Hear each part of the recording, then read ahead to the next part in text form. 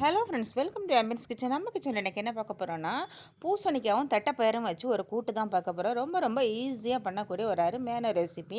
இது பார்த்தீங்கன்னா ஒரு ரசம் இருந்தால் போதும், இந்த கூட்டு வச்சு சூப்பராக சாப்பிட்டுக்கலாம். வாங்க இதை எப்படி பண்ணலான்னு பார்ப்போம். இது பண்ணுறதுக்கு பார்த்தீங்கன்னா கொஞ்சம் தட்டைப்பயிறு ஒரு அரை கப் எடுத்து 8 மணி நேரம் ஊற வச்சு இதை ஒரு கடாயில் சேர்த்துருக்குறேன். இப்போ இதில் ஒரு கப்பு தண்ணி சேர்த்துக்கலாம். தண்ணி சேர்த்து இதை வந்து ஒரு பாதி வேக்காடு வேக விடலாம். ஓகே, இது இருக்கட்டும். இன்னொரு வானலியில் பார்த்தீங்கன்னா ஒரு டேபிள் ஸ்பூன் தேங்காய் எண்ணெய் விட்டுக்கலாம்.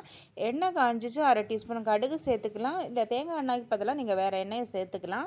ஒரு காஞ்ச மிளகாய் சேர்த்துக்கலாம். அப்புறம் பார்த்தீங்கன்னா ஒரு டீஸ்பூன் உளுத்தம்பருப்பு சேர்த்துக்கலாம். கொஞ்சமாக கருவேப்பிலை சேர்த்துக்கலாம். உளுத்தம்பருப்பு செவந்து வரட்டும். இப்போ உளுத்தம்பருப்பு நல்லாவே செவந்து வந்துடுச்சு. இப்போ பார்த்தீங்கன்னா இதில் ஒரு அரை கப்பு துருவுன ஃப்ரெஷ்ஷான தேங்காய் சேர்த்துக்கலாம். ஓகே, இப்போ தேங்காய் சேர்த்து லைட்டாக இதை வதக்கி விட்டுக்கலாம். ஓகே, இப்போ ரொம்ப வந்து முருகலாக வதங்கணும்னு அவசியம் இல்லை. ஓரளவு ஒரு பாதி வதங்கினா போதும். ஓகே, இப்போ இதில் பார்த்தீங்கன்னா காஷ்மீரி சில்லி பவுடர் ஒரு டீஸ்பூன் சேர்த்துக்கிறேன். நீங்கள் காஷ்மீரி சில்லி இல்லைன்னா சாதா மிளகாயும் சேர்த்துக்கலாம்.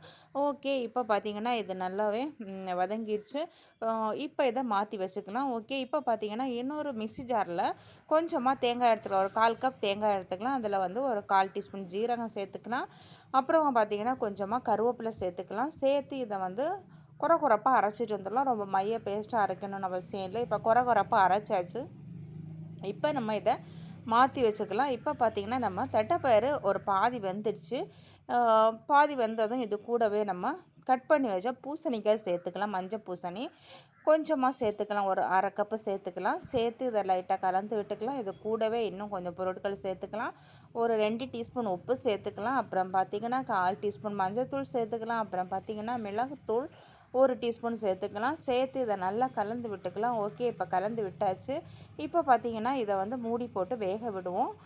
நல்லா வேகட்டும். இப்போ வந்து நல்லா வெந்துச்சு, காயெல்லாம் நல்லா வெந்துச்சு, தட்டைப்பயிறு நல்லாவே வெந்துச்சு. இப்போ நம்ம இந்த குறப்பாக அரைச்சி வச்சோம் இல்லையா, அதை சேர்த்துக்கலாம். சேர்த்து கலந்து விட்டுக்கலாம். கூடவே நம்ம வறுத்து வச்ச இந்த தேங்காயும் சேர்த்துக்கலாம். சேர்த்து நல்லா கலந்து விட்டு இதை வந்து ஒரு 3லேருந்து 5 நிமிஷம் நல்லா வேக விடுவோம். தீயை ரொம்ப ரொம்ப சிம்மில் வச்சுக்கலாம். ஓகே, இப்போ பார்த்தீங்கன்னா 5 நிமிஷம் ஆயிட்டு நம்ம கூட்டு ரொம்ப ரொம்ப ரொம்ப சூப்பராக ரெடி ஆயிடுச்சு. கண்டிப்பாக ஒரு வாட்டி ட்ரை பண்ணி பாருங்கள். இந்த பூசணிக்காய் எரிசேரி ரொம்ப சூப்பரான ஒரு ரெசிபி. ஒரு ரசம் மட்டும் இருந்தால் போதும், சாதத்துக்கூட வச்சு பிசைஞ்சு சாப்பிட அவ்வளோ சூப்பராக இருக்கும். சும்மாவே சாப்பிட்லாம். சூப்பராக இருக்கும் இந்த கூட்டு. கண்டிப்பாக ஒரு வாட்டி ட்ரை பண்ணி பாருங்கள் ஃப்ரெண்ட்ஸ்.